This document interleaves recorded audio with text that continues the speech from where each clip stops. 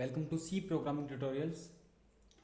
आज हम जिस टॉपिक के बारे में बात करने वाले हैं वो है escape sequence in C programming. और प्रीवियस टॉपिक में आपने पढ़ा था टाइप्स ऑफ वेरिएबल। तो टाइप्स ऑफ वेरिएबल में मैंने आपको कई टाइप के वेरिएबल्स भी बताए थे, स्टैटिक, ग्लोबल, ऑटोमेटिक, और आपका एक एक्सटर्नल वेरिएबल था जो थोड़ा सा हट के था, थोड़ा सा अलग था। तो चलिए आज स्टार्ट करते हैं एस्केप सीक्वेंस। मेरा नाम है सौरभ और आप देख रहे हैं coded for. Guys, escape sequence क्या है? जब भी आप अपने फॉर्मेट को प्रिंट कराते हो, जैसे एक एग्जांपल के थ्रू इसको समझते हैं।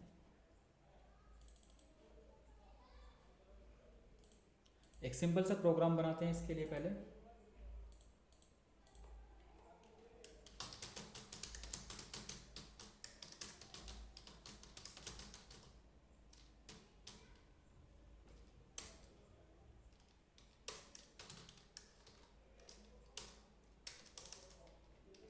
तो यहाँ पे क्या है कि मैं एक लाइन टाइप एक प्रिंटफ के अंदर एक स्टेटमेंट में यहाँ पे लिखता हूँ। For example I am writing hello.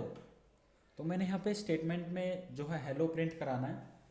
तो जनरली प्रिंट हो जाता है अगर मैं इसको रन करूँगा। F11 मैंने प्रेस किया तो इसको एक नाम दे देते हैं, FIRST first. Okay, program run किया तो हेलो नॉर्मली प्रिंट हो गया जैसे भी हमें प्रिंट कराना था। बट अभी हमारे पास सिर्फ एक ही स्टेटमेंट है। ओके, सिर्फ एक ही स्टेटमेंट है। अगर हमारे पास मल्टीपल स्टेटमेंट्स होती है, लाइक अभी हेलो एक बार मैंने प्रिंट कराया है अब मैं यहाँ पे मल्टीपल टाइम्स प्रिंट कराता हूँ इस तरह से। तो अभी अगर इसको रन किया जाए तो आउटपुट कुछ इस तरह से दिखाई देता है। मतलब आपकी जो सेकंड स्टेटमेंट है वो फर्स्ट स्टेटमेंट के साथ पैच होके आ गई, और जो थर्ड स्टेटमेंट है वो सेकंड के साथ, और जो आपकी लास्ट स्टेटमेंट है वो लास्ट से फर्स्ट वाले के साथ। ठीक है, तो कभी कभी हमारी डिमांड होती है, कभी कभी क्या ऑलवेज हमारी डिमांड यही होती है कि हमारा जो आउटपुट है वो हमारे हिसाब से आए। तो एस्केप सीक्वेंसेस का जो काम है वो यही है कि जो आपका स्क्रीन पे आउटपुट प्रिंट होके आता है उसको किस तरह से, मतलब एक मॉडिफाइड व्यू में उनको उसको लेके आना, या फिर आपको ऐसा चाहिए कि आपका जब आउटपुट प्रिंट होके आए तो सिस्टम से बीप की आवाज़ आए, या फिर एक सिस्टम से वॉइस आनी चाहिए। तो इस तरह के जो ऑपरेशंस होते हैं वो एस्केप सीक्वेंसेस से होते हैं। लाइक आपको किसी स्टेटमेंट के अंदर स्पेस देना है, आपको किसी स्टेटमेंट के अंदर जो है जैसे फर्स्ट वर्ड से पहला वर्ड आपको रिमूव करना है प्रिंट कराते टाइम। तो प्रिंट कराते टाइम कुछ ऑपरेशंस हैं जो एस्केप सीक्वेंसेस की हेल्प से आप परफॉर्म कर सकते हो। सॉरी। तो चलिए देखते हैं। सबसे पहले मैं बताता हूँ एस्केप सीक्वेंस का मतलब क्या होता है। A sequence of characters that does not represent itself when used inside string. तो स्ट्रिंग क्या होती है? बेसिकली अगर मैं इन्वर्टेड कॉमा के अंदर कुछ भी लिखूं तो ये एक स्ट्रिंग है। तो एस्केप सीक्वेंस एक कैरेक्टर्स का सीक्वेंस होता है जो स्लैश के साथ यूज करते हो आप। आपने स्लैश लगाया और स्लैश के सामने मैंने टी लगाया, या फिर एन लगाया, या फिर एन एन लगाया, या फिर ए पी लगाया, या फिर मैं कुछ भी यहाँ पे लगाता हूँ। तो अगर ये चीज़ सी लैंग्वेज की लाइब्रेरी में अवेलेबल है तो ये आपकी स्ट्रिंग के साथ दिखाई नहीं देगी। मतलब जब भी आप इस तरह की चीज़ को प्रिंट कराओगे तो ये वाली चीज़ उसके साथ दिखाई नहीं देगी। ठीक है, तो फिर इसको लेने का फ़ायदा क्या है? इसको लेने का फ़ायदा ये है, इसको हम इस स्ट्रिंग के साथ इस वजह से लगाएंगे क्योंकि ये हमें कुछ काम करके देगा। ठीक है, तो एस्केप सीक्वेंस का जो वर्क है वो हम वन बाय वन समझेंगे। सबसे पहले यूज़ करते हैं स्लैश एन। तो यहाँ पे स्लैश एन है, स्लैश एन का मतलब होता है न्यू लाइन। ओके, तो स्लैश एन यहाँ पे यूज़ करते हैं। हेलो, यहाँ पे मैंने स्लैश एन लगाया, इसके बाद नेक्स्ट लाइन में मैंने स्लैश एन लगाया, और इसके बाद इस लाइन में मैंने स्लैश एन लगाया। तो स्लैश एन क्या करेगा? हर लाइन को एक नेक्स्ट लाइन में लेके जाएगा। नेक्स्ट लाइन मतलब एक के बाद एक वर्ड अब आने वाला है, लाइन बाय लाइन जो है हमारा आउटपुट अब प्रिंट होगा।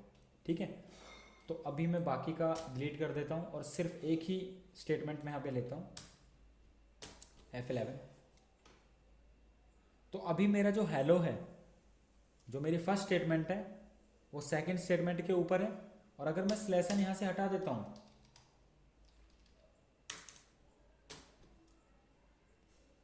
तो मेरी दोनों स्टेटमेंट्स एक के साथ एक हैं। ओके, तो इस तरह का आउटपुट जो मैनेजमेंट है वो आप एस्केप सीक्वेंसेस से कर सकते हो। इसके बाद और यूज़ करते हैं, कुछ और एस्केप सीक्वेंसेस यूज़ करते हैं। स्लैश ए, तो जैसा कि यहाँ पे लिखा हुआ है एक बीप की वॉइस आएगी आपके सिस्टम से। तो चलिए इसको ट्राई करते हैं। तो वैसे तो मुझे नहीं पता है कि आपको ये बीप की वॉइस सुनाई देने वाली है या नहीं सुनाई देने वाली है, या फिर ये जो मेरा माइक है इसको रिकॉर्ड कर पाएगा नहीं कर पाएगा सिस्टम ऑडियो को। तो आप एक बार ट्राई करना, आपके सिस्टम से जो है 100% आपको एक बीप की वॉइस सुनाई देगी जब भी आप ये जो स्लैश ए है इसका यूज़ करोगे।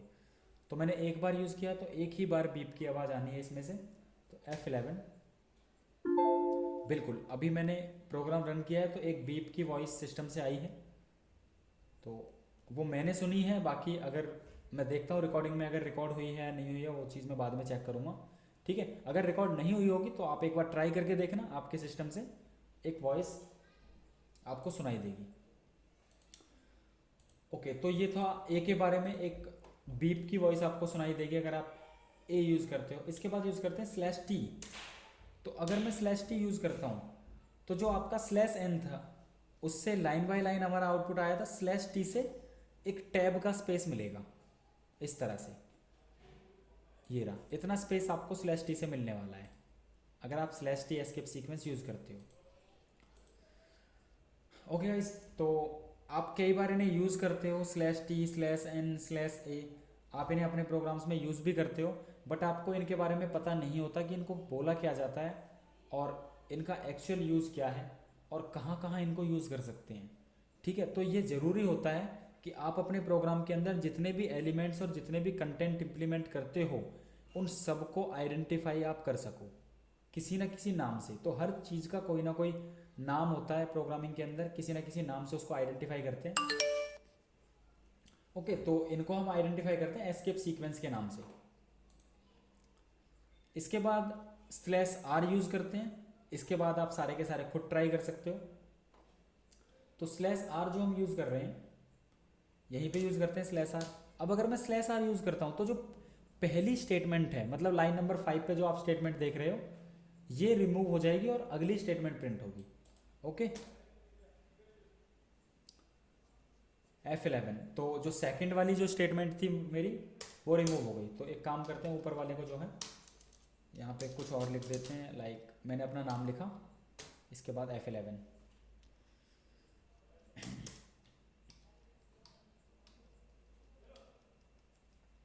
तो इस तरह से आपका जो फर्स्ट स्टेटमेंट है वो रिमूव हो जाएगा, सेकंड आपको दिखाई देगा।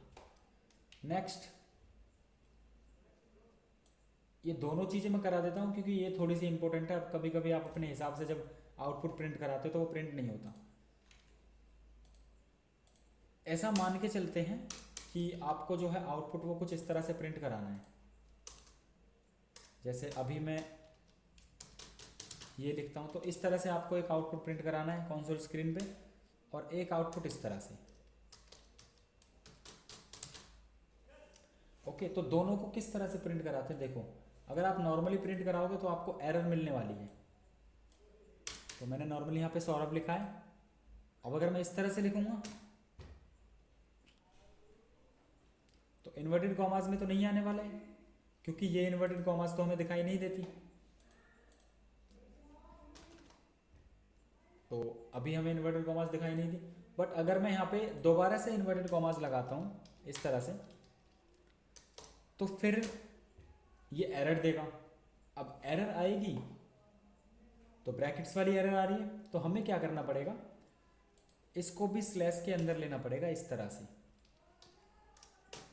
ऐसे, ठीक है। तो अगर आपको इस तरह का कोई आउटपुट चाहिए तो आप ये वाला तरीका यूज कर सकते हो। तो अब ये किस तरह से प्रिंट होने वाला है कि हाँ, एक और कॉमा यहाँ पे आएगा, ये F11 डन, ये आपका प्रिंट हो गया। तो इस तरह का अगर आपको आउटपुट प्रिंट कराना है तो वो एस्केप सीक्वेंस से ही पॉसिबल है। अगर आप सिंगल कोट यूज़ करते हो तो वो भी यूज़ कर सकते हो इस तरह से। यहाँ पे सिंगल कोट लगाया और यहाँ पे इसको क्लोज किया, F11। ओके, बाकी का आप यूज़ कर सकते हो। मैंने आपको 1 2 3 4 5 6 एस्केप सीक्वेंसेस मैंने आपको यूज़ करके दिखाए हैं। बाकी आप नीचे के यूज़ कर सकते हो। जो स्लैश वी होता है वो वर्टिकल टैब के लिए होता है, एक होता है हॉरिजॉन्टल टैब जो कि आपको स्लैश टी से मिला था। अगर आपको वर्टिकल टैब चाहिए, एक के नीचे एक लाइन चाहिए, तो स्लैश वी। ओके, अगर क्वेश्चन मार्क अपने उसमें लगाना है आपने, तो क्वेश्चन मार्क को लगाने के लिए आप स्लैश इस तरह से यूज़ कर सकते हो। ऑक्टल नंबर प्रिंट कराना है तो इस तरह से, हेक्साडेसिमल नंबर प्रिंट कराना है तो ये वाला तरीका है। और नल वैल्यू, एक जो नल वैल्यू रिप्रेजेंटेशन होता है वो स्लैश जीरो से होता है। जनरली आप स्लैश जीरो यूज़ करते हो, स्लैश एन, स्लैश टी, और ये दो चीज़ें ये आप जनरली यूज़ करते हो। ओके, स्लैश ए का आप इतना यूज़ नहीं करते, तो आप इनको यूज़ करो और एक बार प्रैक्टिस करके देखो। प्रैक्टिस करने से अगर आपको समझ में नहीं आता है, किसी तरह का डाउट आता है, तो आप यूट्यूब के कमेंट सेक्शन में कमेंट कर सकते हो। Okay, thank you so much for watching, have a good day.